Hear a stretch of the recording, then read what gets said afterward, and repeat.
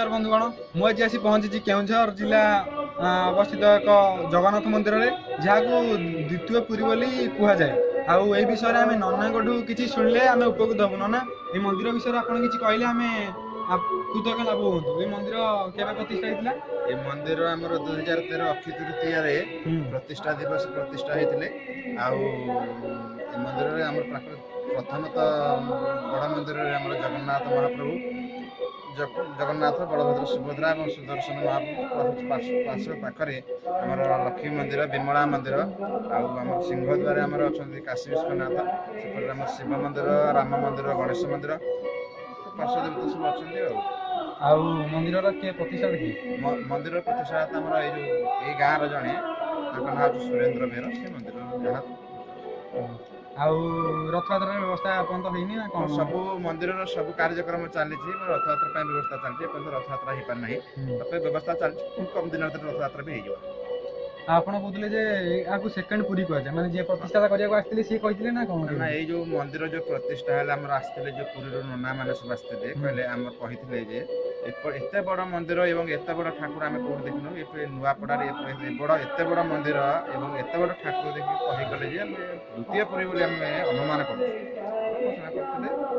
ଆଉ ସ୍ୱର୍ଗଦ୍ୱାର ସ୍ୱର୍ଗଦ୍ୱାର ହବା ପରେ ଅଛି ଏବେ ଜାଗା ଅଛି ସ୍ୱର୍ଗଦ୍ୱାର ହେଇଯିବ ଖୁବ କମ ଦିନ ଭିତରେ ଆରମ୍ଭ ହେଇଯିବ। ଆଉ ଯଦି କିଛି କହିବେ କୁହନ୍ତୁ। ଠାକୁରଙ୍କର ନୀତି ନିୟମ ଚାଲିଛି ସବୁ ନୀତି ନିୟମ ତାଙ୍କର ହେଇ ଚାଲିଛି ଠାକୁରଙ୍କର ଯୋଉ ନୀତି ନିୟମ ପୁରୀର ହିସାବରେ ଯୋଉ ହଉଛି ଏବଂ ସବୁ ନ ହେଇପାରିଲେ ତଥାପି ଅନ୍ୟମାନଙ୍କ ଭିତରେ ସବୁ ଏକ ପ୍ରକାର ଠିକ ଭାବରେ ଚାଲିଛି। तो आम आज देखुले नुआपड़ा मंदिर जहाँकि सेकेंड पुरी बोली कहुच्छी जगन्नाथ प्रसिद्ध मंदिर केउझर आ नुआपड़ा ग्राम अवशिष्ट मेन मंदिर जो जगन्नाथ बलभद्र और सुभद्रा प्रतिष्ठित अच्छा तो ये आसतु आम देखा आउ जो साइड मंदिर सब अच्छी कौटी कि मंदिर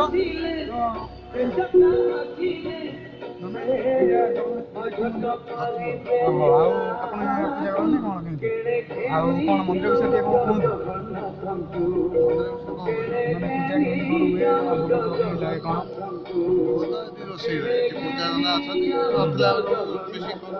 भोग सका 8 भोग लगे फल भोग लगे गोटे बेलू अभला नीति अन्न हुए अन्न डाली बेसर खटा शाग मुग अन्न कानिका आप देखुले लक्ष्मी मंदिर विषय नना कहते कौटी के भोग लगे कौन केमी तो आम आसतु लक्ष्मी मंदिर उपर फोकस करूँ आस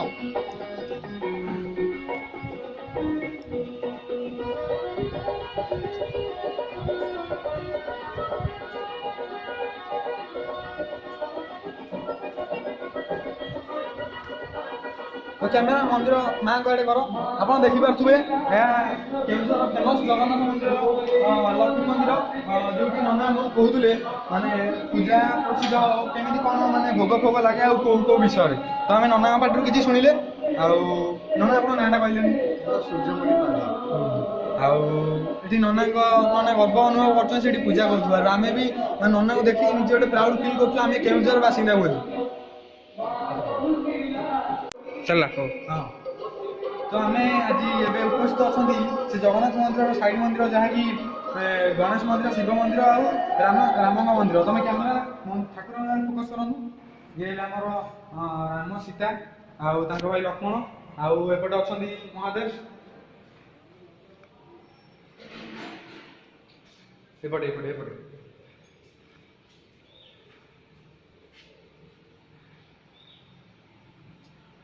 आउ ये अच्छा विघ्नेश्वर गणेश जी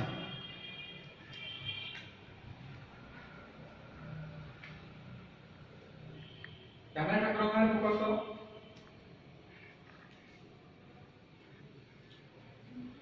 तो मुझे जड़े केउझरवासी मुझे बहुत गर्व अनुभव कर जिले मंदिर प्रतिष्ठा नना नना आड़े नना आप मंदिर विषय पूजा कर कौन कहतु कौन केमी भोग आलती कौन केमी लगे कौन केमी भोग हो भोग तो सका 8 लगे फिर ଗୋଟାକରେ ଲାଗେ ନୀତି ଭୋଗ ଫେରେ ସନ୍ଧ୍ୟାବେଳେ ଆଳତି ହୁଏ ରାତିରେ ଲାଗେ ହଉଛି ପୌଡ଼ି ଭୋଗ। ଆପଣ ଏଇ 3ଟା ମନ୍ଦିର ପୂଜା କରୁଛନ୍ତି ପୁରା? 3ଟା ମନ୍ଦିର ନାହାନ୍ତି ବା କେହି ନନା ମାନେ। ଆମର କାହିଁ ସେ ଭାଗ୍ୟ ନନାଙ୍କ ଭଳିଆ ଯେମିତି ପୂଜା କରିପାରିବୁ ଠାକୁରଙ୍କୁ ସବୁବେଳେ ଆଖି ଆଗରେ ଦେଖିପାରିବୁ। କାଶ ମୁଁ ଆଜି ଜଣେ ବ୍ରାହ୍ମଣ ହେଇପାରିଥାନ୍ତି, ମୁଁ ପୂଜା କରିପାରିଥାନ୍ତି। ଆମେ ଏବେ ଆସିକି ପହଞ୍ଚି ଯାଇଛନ୍ତି ଏ ଜଗନ୍ନାଥଙ୍କ ସାଇଡ୍ ମନ୍ଦିର ଯାହାକି ବିମଳା ମାଙ୍କ ମନ୍ଦିର। ଆଉ ଏବେ ନନା ଆସୁଛନ୍ତି, ଆମେ ତାଙ୍କ ପାଟିରୁ ଶୁଣିବା ମାଙ୍କ ବିଷୟରେ କିଛି, ଆଉ ଭୋଗ ଆଳତି କେମିତି କ'ଣ ହୁଏ। କୋଉ ଟିଭି ନା ସେ ଜଷ୍ଟ ଏମିତି ଖାଲି ୟୁଟ୍ୟୁବରେ ଛଡ଼ା ୟୁଟ୍ୟୁବରେ ଛଡ଼ା। ନନା ଆପଣଙ୍କ ନାଁଟା? ନବକିଶୋର ଷଡ଼ଙ୍ଗୀ। ଆଉ ଆପଣ ଏଇ ମନ୍ଦିର ପୂଜା କରନ୍ତି? ମା ବିମଳାଙ୍କର ପୂଜା କର। ଆଉ ଭୋଗ ତ କ'ଣ କେମିତି ଲାଗେ? ଭୋଗ ସକାଳେ ତ ମାଙ୍କର ମଙ୍ଗଳ ଆଳତି ହୁଏ, ପୁଣି ଫଳ ଭୋଗ ହୁଏ 7ଟା 15ରେ।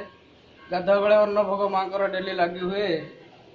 ତାପରେ ସନ୍ଧ୍ୟାବେଳେ ସନ୍ଧ୍ୟା ଆଳତି, ରାତିକି ପୁଣି ପହଡ଼ ଭୋଗ ହୁଏ। ଏଇସବୁ ରୀତିକାନ୍ତି ରହିଛି।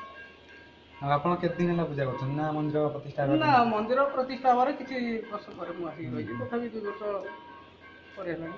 ତ ଆମେ ଶୁଣୁଥିଲେ ବିମଳା ମନ୍ଦିର ବିଷୟରେ, ଯାହା ନନା ଆମକୁ କହୁଥିଲେ କେତେବେଳେ କେମିତି ଆଳତି ଲାଗେ ଆଉ କ'ଣ। ତ ଏବେ ତ ଅନ୍ଧାର ହେଇଗଲାଣି, ଲାଇଟ୍ ସର୍ଟ ହେଲାଣି। ଆଉ ଆମେ ଏବେ ଚାହୁଁଛୁ ଆପଣଙ୍କଠୁ ବିଦାୟ ନେବାକୁ। ଏବେ ଆମର ମାନେ ଲାଷ୍ଟ ଜର୍ଣ୍ଣି ଥିଲା, ଯାହାକି ମୋ ୟୁଟ୍ୟୁବର ଫାଷ୍ଟ ଭିଡ଼ିଓ, ମାନେ ଜର୍ଣ୍ଣି ଟୁ ନୂଆପଡ଼ା, ଆମ କେଉଁଝର ଫେମସ୍ ମନ୍ଦିର, ଯାହାକୁ ବି ସେକେଣ୍ଡ ପୁରୀ କୁହାଯାଉଛି। ଆଉ ଏହାର ସବୁ ସାଇଡ୍ ମନ୍ଦିର ଆଉ ମେନ୍ ମନ୍ଦିର ଆମେ ସବୁ ବୁଲିକି ଦେଖିଲେ। ତ ମୁଁ ନିଜକୁ ଆଜି ପ୍ରାଉଡ୍ ଫିଲ୍ କରୁଛି। ଆଉ ମୁଁ ଆସିକି ଏଠି ନନାଙ୍କ ସହିତ ମିଶି ପାରିଲି, ଆଉ ଜଗନ୍ନାଥ ମନ୍ଦିର ବୁଲି ପାରିଲି ବୋଲି। ତ ମୋର ସମସ୍ତଙ୍କୁ ଅନୁରୋଧ, ଆପଣ ଯଦି ଭିଡ଼ିଓ ଦେଖୁଛନ୍ତି ଲାଇକ୍ କରନ୍ତୁ, ସବସ୍କ୍ରାଇବ୍ କରନ୍ତୁ, ଆଉ ଯଦି ପାରୁଛନ୍ତି ଏ ମନ୍ଦିର ଆସିକି ବୁଲିକି ଯାଆନ୍ତୁ।